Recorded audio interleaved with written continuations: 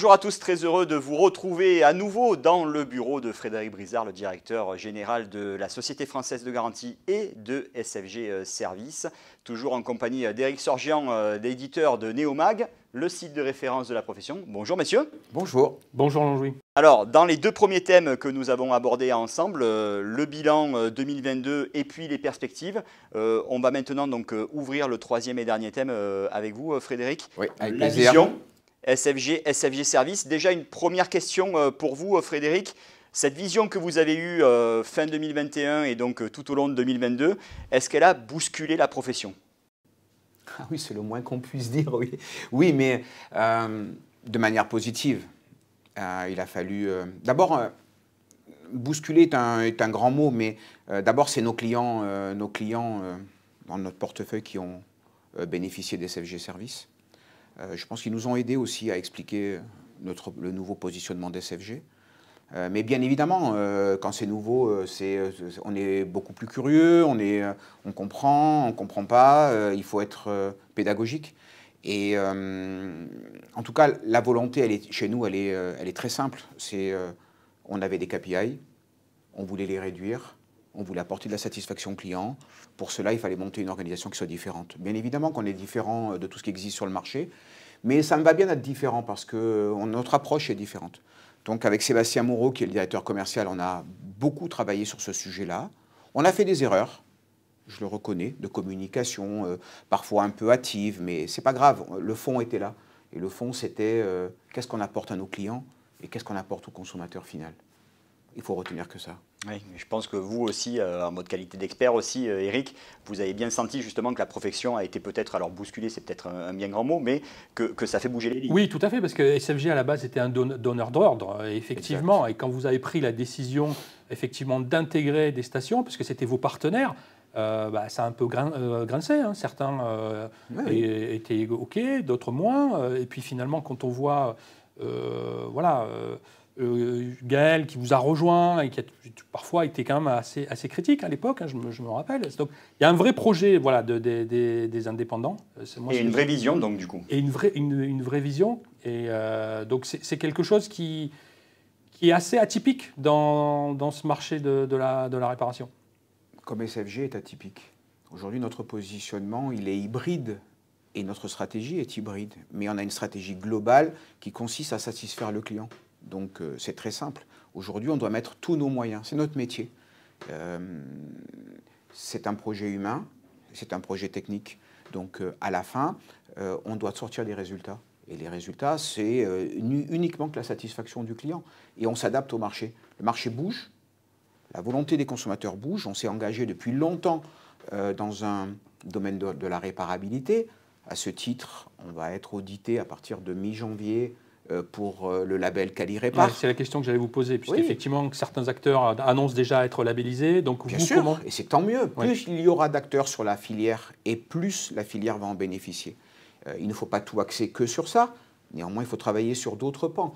Mais en tout cas, nous, on essaye de faire sur la généralité. Et on va avoir le label Quali-Répar. On a postulé, on a rempli les dossiers.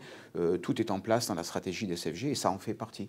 Comme, par exemple, de travailler un produit spécifique avec nos distributeurs sur la partie hors garantie. Et il faut s'occuper aussi de ces produits qui ne sont plus sous garantie constructeur ou sous extension de garantie du marché pour apporter une solution aux consommateurs.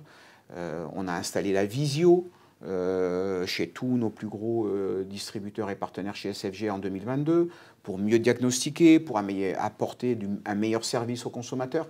Et on a un ressenti positif. Donc la vision, elle est assez simple. Quand un client est content, normalement ça fonctionne.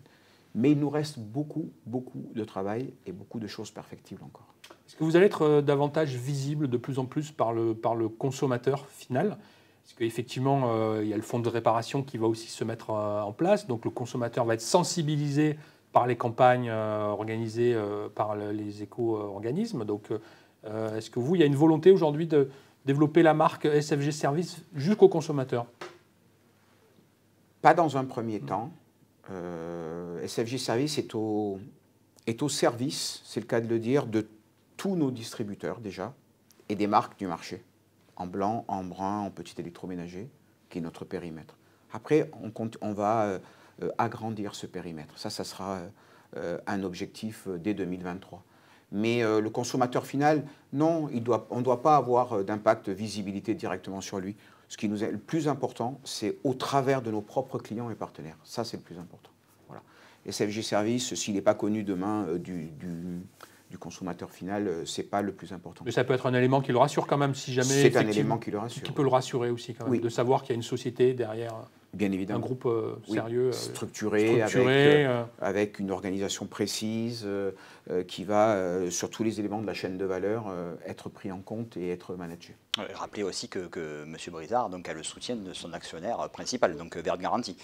Oui, alors ça, il est évident qu'on ne peut pas développer une telle stratégie sans le soutien du groupe Vert Garantie, de son CIO, qui est M. Patrick Dering, et qui, à ce propos, valide à 100% cette stratégie, puisqu'il a engagé lui aussi dans d'autres pays en Europe une stratégie, on va dire dans d'autres domaines, mais similaire à celle qu'on est en train de mettre en place sur le marché français. Une dernière question, Eric, sur le thème de la vision. Non, très bien, mais on a bien compris que dans ce paysage de la réparation où finalement il y a une concentration, il y a une croissance du marché, mais aussi une concentration des gros acteurs, vous avez choisi d'investir avec le soutien de votre actionnaire pour vous préparer justement aussi à cette hausse de la demande. Si on regarde ce qui va se passer dans les années à venir, on est rentré dans une économie circulaire, on va être obligé de réparer de plus en plus les produits électroménagers, mais aussi d'autres familles de produits. Exactement. Si il ne faut pas se limiter à uniquement l'électronique, on ferait une erreur à mon sens. Et c'est pour ça que les techniciens doivent bien comprendre qu'en intégrant SFG Service, ils aient une vision globale du domaine de la réparabilité.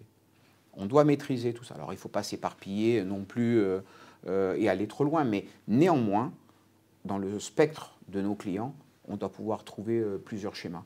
Et il va falloir être flexible dans sa tête, rapide, et il va falloir accepter que le métier change, que le titre change, que la vision change, et faire bouger les lignes. Parce que depuis trop longtemps, on avait mis le service après-vente dans une boîte. Un peu caché. Et du jour au lendemain, hop, on a soulevé le couvercle, on a mis de la lumière, mais a-t-on préparé en amont et en aval ce que cela va découler ? Moi, je ne crois pas. Et c'est pour ça qu'aujourd'hui, quand on demande à un technicien de faire à la fois du blanc et du brun, ce qui est pour moi basique, aujourd'hui, que ce soit l'un ou l'autre, sont toujours un peu réfractaires. Donc à nous de mettre les bons programmes de formation, de bien structurer tout ça, et demain on aura des résultats positifs. J'en suis convaincu. Ce sera le mot de la fin, Frédéric. Merci de nous avoir accueillis dans votre bureau pour ce bilan complet. Merci Jean-Louis pour tout ce que JLT Factory a fait avec SFG, avec les rencontres. Vous avez mis à l'honneur tous nos collaborateurs. C'était génial. Vraiment, merci beaucoup et merci à Eric d'être venu avec Aix-en-Provence. Merci, puis on va se retrouver tout au long de l'année 2023. C'est un plaisir Eric, merci beaucoup. Merci beaucoup messieurs. Rendez-vous très vite. À bientôt. À bientôt.